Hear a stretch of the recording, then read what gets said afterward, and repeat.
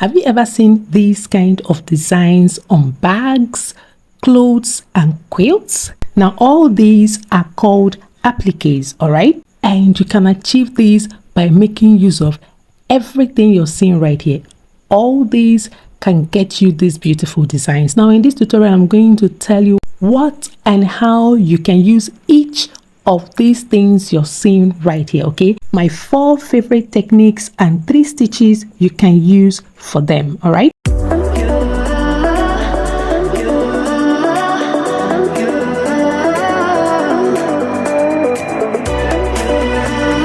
Hey lovelies, this is Annie with Annie Marie. If you're new here, you're welcome. Do well to subscribe to our channel, and if you're a returning subscriber, thank you so much for your continued support.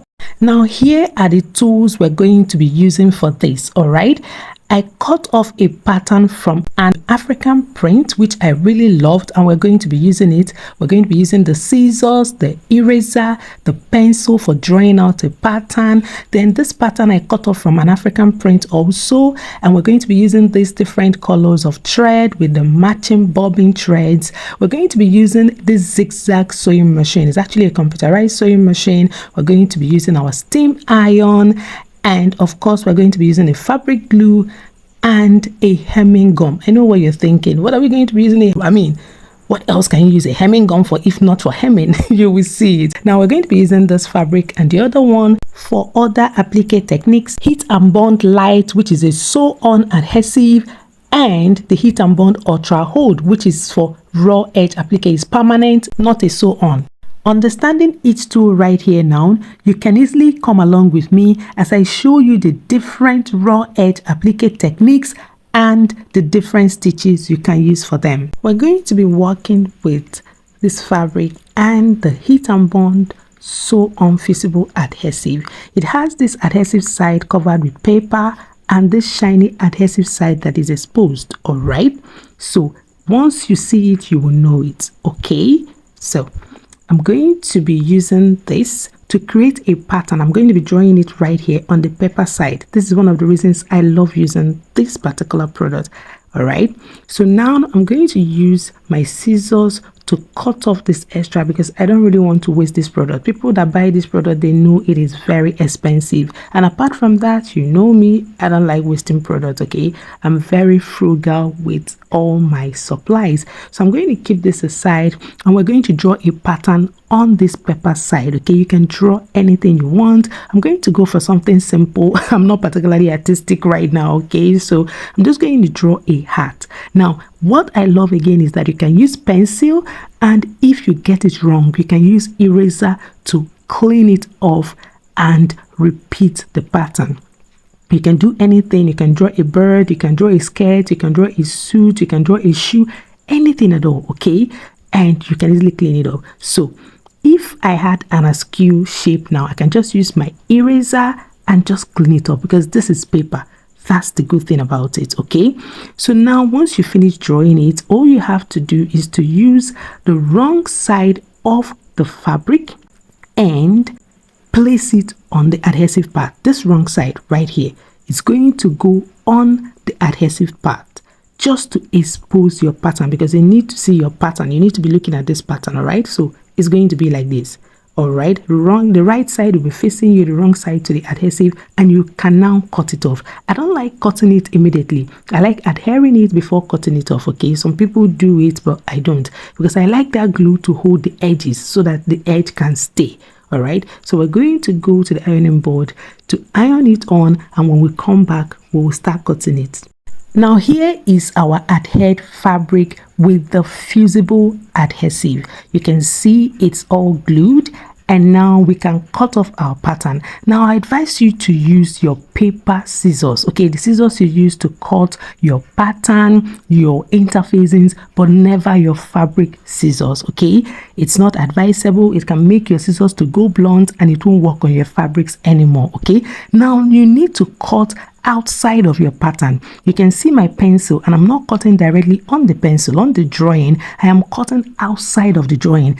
This will help you to correct any error in case you snipe into your drawing. All right, if I just cut into this pattern now, I can easily now cut on the line and correct that mistake. Okay, also when you adhere it on the fabric and you're giving it the stitch, the applique stitches, it's going to look better that way. All right, so just do these things. Another thing you have to put into consideration is the product instruction. Please read the product instruction, follow it carefully. Don't overheat this because it's really going to mess you up. I don't like going above 8 seconds. All right, I just try as much as possible to use a hot iron, but not too hot an iron that is going to mess up everything. You can also see that it might be coiling up, but not to worry. That's just because of the heat and the adhesive. Once you place it on the fabric, it's going to clear out. Now I'm going to store this for other projects because trust me, I can create so much more with that. Now we're going to glue this on the fabric. Let's do that now. With the pattern looking coordinated with the base fabric, as you can see it is time to glue it on. All right, so we're going to expose the adhesive by tearing off this paper, and then we will discard the back and adhere it and sew it on. All right, so now we're going to do all that. Let's try to peel it out. Now if you cannot do it by hand like this, you can use a sharp something, probably a Sharpie, to just open the middle of this, but be careful not to cut into your fabric. I always do it this way. Okay, I don't use any sharp object on it, and you can see the adhesive side looking very shiny. Discard that paper part and then use hot iron to glue it on the right side of your fabric. Please remember to do it on the right side. All right, please use a Teflon sheet or an applique mat to adhere this pattern on your fabric, because you don't want your iron to have this glue on it and you don't want your ironing board to be messed up. I actually have an unboxing video on that applique mat. I'll share it soon. The pattern is now glued to the base fabric, and you can see how the pattern is looking beautiful on the fabric. Now I would advise you to use designs, fabrics and patterns that go with your base fabric. Okay, you don't want to do unnecessary color blocking except for kids. With the pattern glued to the base fabric, you can now sew around the edges to give it that perfect applique look. But I'm going to show you the other techniques for now. Wondering why we have the hemming glue? We're going to be using it right here. Okay, now I used interfacing on the back of this fabric because it is light. This is the fabric I normally use for linings in tote bags and handbags. This hemming glue is not just for your hems. You can use this as adhesive for appliques, you can use it for patches, but you'll be very careful. Okay, now you have to use it on fabrics and patterns that have very straight lined shapes. Okay, this triangle has straight lines. All right, a very big circle shape can work because you can't afford to start turning and twisting and spiral shapes and shapes that are like very complicated. Okay, so clean lined designs and patterns is what you can use it for. So now all you have to do is to align it on your pattern and start cutting out. Now you need to be very careful with this. Let me tell you something. You need to make sure that it goes straight on the line of your pattern. It shouldn't come outside your pattern, and you have to use it for dark fabrics if you are not the careful type. Believe me, if you're the careless type and you allow this excess to come out under your pattern and you glue it on your fabric, it's going to stay in your fabric and it's also going to stay in your iron. Yes, you heard me. So if you know you're the careless type, if you know you're not the patient type that can take your time to cut this glue, to cut this hemming glue to make sure that it's right under your pattern, and once you iron on it, it's not going to be outside of it, please use another method. All right, but what I love about it is that it lays flat, and if you're using this bean stitch for your applique, if you use it, it works. Okay, it really does. And this is an alternative. Okay, it's cheaper than a heat and bond and some other expensive interfacings. All right, expensive adhesives. This is cheaper and worth it. So give it a try and share your experience with us in the comment section. Okay, now I'm going to go over to the ironing board, but I'll make sure that I cut off these excesses. Okay, and then I'm going to adhere it to the base fabric. Let's do that now. You can see how beautifully this adhered to the base fabric. There are no stains on the edges. Everything looks flush and beautiful, okay, with no mistakes. All right, now if I turn the back of this, you will see how beautiful it looks, just like Heat and Bond Light. So baby, save your money. Now while cutting this pattern, I used fusible interfacing at the back because of the stitches I'm going to be using, and we're going to be using this fabric glue to adhere it to the fabric. So I'm going to rub it at the back and adhere it to the fabric, okay. So now I'm going to open my glue and carefully start applying it on the back of it. Now when I say carefully, I mean very carefully, and it has to be applied sparingly. Don't laugh and don't worry about my glue cap. The tip got broken, a story for another day.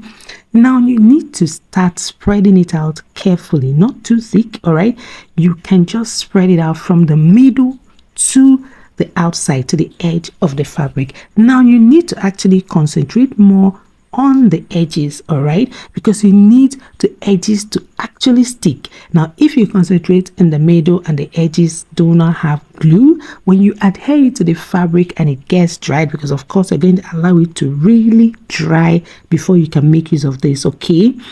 If it dries and you want to sew on it, it might pull up. Now even if you're not sewing on it and you just want to leave it like this, because this is actually fabric glue that can make things permanent, trust me, right, it will pull up from there once it dries. So the edges are super important, okay. Spread it out sparingly and make sure it covers up the edges. So I'm going to really take my time to do this, all right. I know what you're thinking. I mean, is this not fabric glue? It's permanent, why must we sew on it? Now that is the more reason you have to make it sparingly, add it little. All right, why you want to have that extra reinforcement stitches is because you really want this to stay, okay. When you throw it in washing machine, when you do all manner of vigorous washing, you want this applique to stick. All right, of course you're going to use a particular kind of sewing machine needle. Believe me, if you have anti-glue needle, it's the best, okay. If you're using any kind of interfacing, any kind of glue at the back of your appliques. All right, now if you don't have it, I'll advise to use a top stitching needle, okay, sharp needle, something that will pierce and really go into the fabric, all right, without any issues. You can also use sewer's aid on your thread. Now you can see that I've tried to spread it out the way I could, and now it's going to go on the right side of the fabric. Now while putting it, make sure you align it properly at the first time, because if you start moving it, the glue is going to stay in your fabric. And then you spread it out from the inside towards the outside, okay. You have to spread it out from the inside, because if you do it the opposite way, the center is going to rumple, it's going to go up, and it will create a mess. So now we're going to keep this aside and allow it to dry before we can use it for anything, okay. With this beautiful African print pattern, which I really love, I'm going to be adhering it with the Heat and Bond Ultra Hold. Now this particular double-sided adhesive is a no-sew adhesive. It is very strong, it is very durable, and I love using it when I want to have this beautiful clean edge to my Raw Edge Applique. I just use it. Now I normally use it for light fabrics, okay, cottons. Now it's the same thing as the Heat and Bond Light, the only difference that is thicker, so you can cut out your pattern and adhere it to your fabric, okay. So right now all I have to do is to cut it out directly with scissors, okay. I'm not drawing on it because I already have my pattern, but assuming I don't have my pattern, I can use pencil on the paper side, draw my pattern and cut it out, okay. So now this is just exactly the way I want it. I'm going to adhere it now, placing it on the adhesive part, so remember the shiny part, and then we will come back and trim it completely and do the needful. All right, so let me go over to the iron and take care of it, and we'll be right back. With the pattern glued, you can see how it's looking beautiful. Now I like leaving this excess because this is Heat and Bond Ultra Hold. The excess glue at the edge of the applique actually helps with fraying. All right, if you've worked with patches and appliques very well, you will know the fear of fraying. Okay, especially if you're working with cotton fabrics. Okay, you're working with all these African prints, they can fray. All right, so I like leaving this excess so that by the time I'm cutting it and I'm smoothing the edges, the glue is going to help. Now if you're so worried about fraying fabrics, you can actually use fray check. All right, I love using fray check. It actually helps even with patches. Okay, once you're done with your patches and your satin stitches, you just use the fray check on this. Even with your appliques, okay, after stitching the edges, you can actually use fray check just to secure it and make sure that it doesn't fray on you. All right, so I'm taking my time to smoothen out the edges. Now this is another thing with this particular permanent fusible adhesive. Okay, sometimes I cut into my pattern just to smoothen out the shape if the shape was not okay before. Maybe if I had rough edges, just like with this pattern I had rough edges. All right, so I'm using this opportunity to smoothen out my edges because there is no sewing. Okay, there is no sewing, so your edges need to be beautiful. It needs to make sense so that by the time you adhere it to your fabric, it's going to look beautiful. Remember, there is no adjustment with this. You're not sewing on it. Okay, once you stick it, it stays. There are some patterns, okay, there are some kind of designs you will want to create that this particular technique works perfectly for. All right, there are some designs you really want to use this particular method to create your applique. So I showed you all these different techniques because you know there are varieties. Just choose the one that works for you. Okay, so we're going to now place it on the base fabric using our iron again. So we're going to peel the back, remove the pepper just the way we did with the sew on type. And if you can't do it like this, you use the Sharpie to tear out the paper. But I don't like messing with sharp objects when I'm working with this because I don't want it to pierce my fabric. I don't want it to tear my fabric. And if you're looking at the adhesive, you can see that it is thicker. Okay, it is thicker, unlike on the heat and bond light. Okay, so it's thicker because it's permanent. It's going to really stick for a long time. All right, so I'm going to adhere it now to the base fabric, and there we have it. All right, it is stuck. You can see the clean edges. All right, everything is good to go. Sorry about the glue you're seeing on the fabric. I forgot to use my Teflon sheet. Okay, it didn't cover the edges. All right, and then the glue just messed that place up. It's not bad. Okay, I can actually just remove it, but you can see how it's looking. This is now permanent. Okay, you don't have to sew around the edges. You are good to go. Okay, so I love this method. Like I said, you can use it. All right, I have 4 favorite stitches that I love using for my appliques. Okay, and I'm going to be showing you 3 here. I'm going to be using blanket stitch for this particular pattern because it's going to suit the shape, and I will try my best to coordinate the color.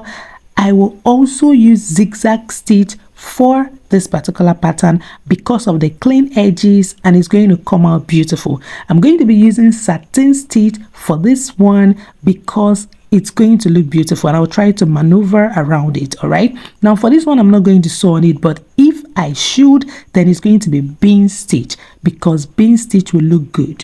When it comes to applique, I love coordinating my fabric with the thread color, either the base fabric or the pattern fabric. Okay, so I'm going to be using this particular color because it's on the pattern fabric and it's going to look well at the edges of the pattern. Okay, so let's go over to setting up our zigzag stitch for the applique. Now I'm going to choose the stitch I'm going to be using. Now it's on 0 and the right foot is already there for J, so I'm going to go over to choose the stitch I'm going to be using, which is stitch number 4.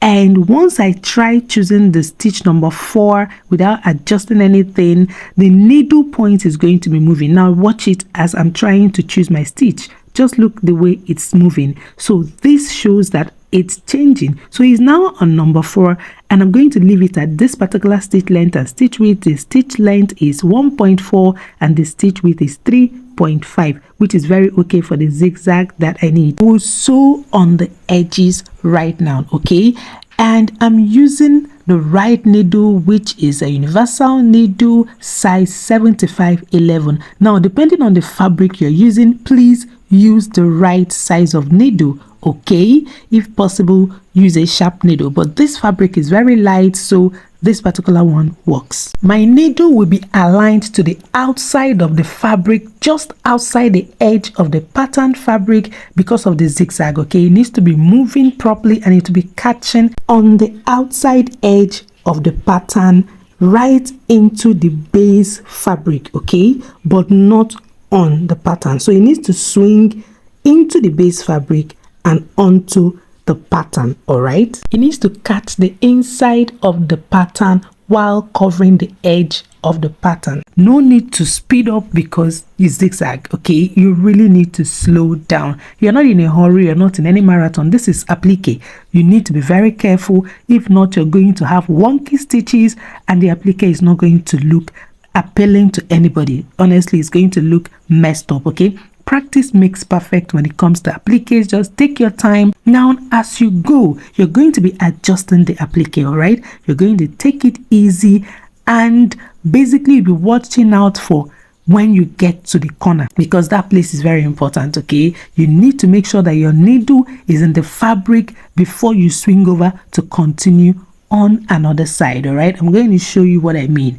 Just watch as we go.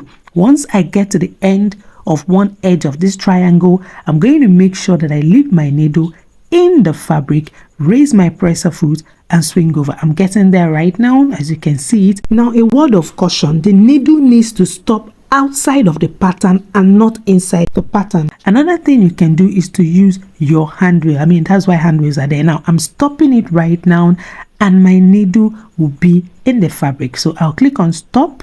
I'm just trying to get to the edge. You see, my needle is in the fabric. Now I'm going to raise my presser foot, swing it over, and if it is not where I need it to be, I'll take it back, and then I'm going to bring down my presser foot and use the hand wheel. Now I'm going to just move the hand wheel once. This is the essence of using your hand wheel, and it will get me to where I need the needle to be, right inside the fabric. Then I'll raise my presser foot, swing it over and continue stitching. Okay, this is exactly what you should be doing too. All right, always be mindful of this. As a matter of fact, once you're getting close to a corner, you can stop it, all right, and just use your hand wheel to complete your stitching. Now I'm almost at the end, and right now I'm not going to sew over my initial stitch because we're going to be tying this off behind the applique. And I forgot to tell you, you need to leave long strands, okay, of your initial thread while starting to stitch. Okay, that bobbin thread and your top thread needs to be long. Okay,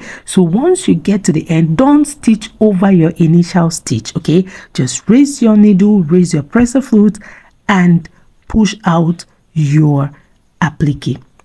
Okay, so I'm almost at the end now. There is no need to backstitch or anything. Just raise your needle, raise your presser foot and bring it out. All right, I'll show you how you're going to tie this off. Okay, just snip off the thread. Make sure you leave a long trail. This long trail is very important because you'll be needing it. Okay, so I'm going to cut off the excess thread now, and this is what we're going to have. Okay, this is exactly what we've done. You can see that the zigzag stitch is looking beautiful, both in the front and at the back. Now here is our top thread right there. You can see it, and we have some at the back. Now look for a loop. There is a loop right there. That's what you're going to pull out. Once you pull on that loop, that thread in the front will come to the back, and once it comes to the back, all you have to do is tie it up and just, you know, knot it. Now you can cut it off or you can just leave it in the back right there and just use glue to hold it on, but I like knotting it off and cutting it. All right, so this is how you close up your applique. Don't stitch over your initial stitches. Please take notes. This second applique stitch is my favorite of all. All right, it's a blanket stitch, and we're going to be using this thread color to create it on the edges of this applique. It will fit it because it's going to lay flat and flush against the edges. Now we're going to go over to the sewing machine and set up the stitch length and width. Now on my sewing machine, I'm going to change the stitch and I'm going to set up the stitch length and the stitch width. Okay, so I'm going to go to my stitches now to choose the stitch number that I need, which is stitch number 12. Now for some sewing machines, this stitch, which is the blanket stitch, may go backward twice and go forward once. All right, so it depends on your zigzag sewing machine. All right, now I'm going to go over to set up the stitch length, and I'm going to make it 4.0, and the stitch width is going to be 7.0. This is because I want the stitch to go into the pattern fabric in an obvious way, okay, especially when I'm using a contrasting color. All right, so now I'm going to start stitching around the edges of this fabric, and you're going to see the contrasting color very well. I'm going to make sure that I start stitching with the needle outside the edge of the pattern, okay, and I'm going to take it slow because it's like zigzag stitch, okay, and there is no hurry here because I need to be really careful, and I'm not going to look at speeding, increasing the speeding, or even touching the speed dial. Okay, so I'm going to take my time, make sure that the needle is in the right position. Now the needle is in the fabric and I am sewing, being mindful of my corners, making sure that I'm turning it as I go. Remember, the needle needs to go outside the edge of the pattern and onto the pattern. Okay, when I want to move it, I raise my presser foot, shift it, and bring down the presser foot and continue sewing. It's very easy. Even if you're using your foot pedal, it's just the same thing. Okay, it's just speed control. Know when to stop. You can use your hand wheel to do this. Okay, just use your hand wheel to raise the needle, to leave the needle in the fabric and turn it, but always make sure that the needle is in the fabric while you raise your presser foot and turn the corners. This is very important because you want your stitches to overlap on the edge and also into the pattern fabric, and it's going to look fantastic when you do that. Okay, so take your time while you're turning it. You don't want the base fabric to rumple up, you know, to look wrinkled. Okay, allow the feed dog to move the pattern with you, to move the fabric with you. Okay, don't be in a hurry, don't push it because it might affect the tension. Okay, it's going to make the stitches to kind of come together and give it that rumpled look. Another thing is I'm using dull satin fabrics here. You know, they are not very good with this kind of decorative stitches because, you know, satin is very light and all that, but I have a whole lot of it here because I make a lot of scrunchies. Okay, so I had them as so many scrap fabrics. That's why I'm using it for this tutorial. Ordinarily, I don't really like creating appliques on satin, okay, unless it is absolutely necessary. Okay, just so you know, because after this might look a little bit wrinkly on the edges, but that is nothing that the iron cannot take care of. Okay, so when you get to the end of the stitch, remember you don't have to sew over your initial stitch. Now we're almost there. Okay, and it's in the center of our heart. You can see the way I'm maneuvering here. You can see the way I raise the presser foot, and I'm trying to make sure that it will be a good stitch. Okay, so we're not going to sew over our initial stitch. We'll make sure that we leave the long tail of thread at the beginning, all right, with the bobbin thread also trailing out. Okay, we'll take it slow here, make sure that we'll get to the end of the stitch but not over our initial stitch. And once we get there, all we have to do is to just leave the needle inside the fabric. Okay, raise our presser foot and now raise the needle. Okay, so it's just that easy. We're done now, so I'm removing the needle from the fabric. I'm going to raise my presser foot and bring it out, okay, with the long tail, remember, and then we snipe off the excess thread and we're going to tie it off. Okay, in this one I'm going to really show you how the tying off really happens. Okay, you can see it right here now. You know what we're going to do. You can see the stitch is looking beautiful. We're going to now look for our loop at the back, all right, to remove this long thread and push it behind our applique. Okay, so I'm going to use this now to pull out the loop.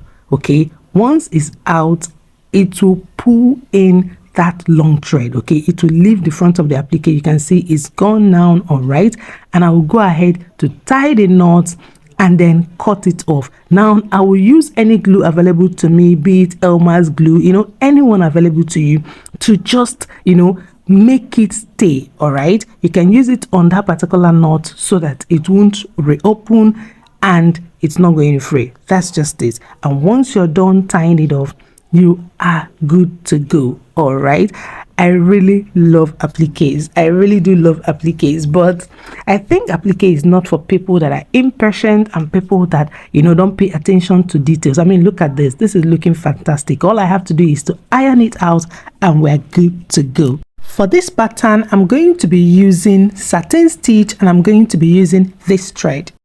Now I'm going to be using zigzag stitch for this particular pattern. It's stitch number 4 on my sewing machine, and I'm going to use stitch length of 0.5 and stitch width of 5.0. Now I can actually increase the stitch width to be 7.0, but for the purpose of this tutorial I'm going to stick to 5.0, so I'm going to reduce it back to 5.0. okay, now we'll start our stitches outside the edge of the pattern fabric just the way we normally do, and we need to be really careful. This is satin stitch. Satin stitch can be complicated. You have to maneuver and you have to take your time. You don't have to speed up for satin stitch because it is really slow. Now that I'm almost at the end of my stitch, I need to be very careful not to sew over my initial stitch, okay, but I will sew very close to the initial stitch. All right, and I'm going to end my stitch, you know, raise my needle and all that, and just complete the process the usual way. All right, this is satin stitch. If you're not careful, it's going to look a mess. Now we're done. I'll raise my presser foot, raise my needle and draw out the fabric. Okay, I'm going to snipe off the excess thread, you know, and try to do the pulling out of the long trail of thread, knotting it and making sure we secure it. The back is really looking good and the front is not that bad. All we have to do is to iron it out and it will be good to go. All right, so I'm not going to repeat the process of knotting it out. You already know that. And there we have all our appliques that we used different techniques to create. This is the one we did with our heat and bond ultra hold, looking beautiful. Now this is the one we did with our fabric glue and satin stitch, and it's not looking bad at all.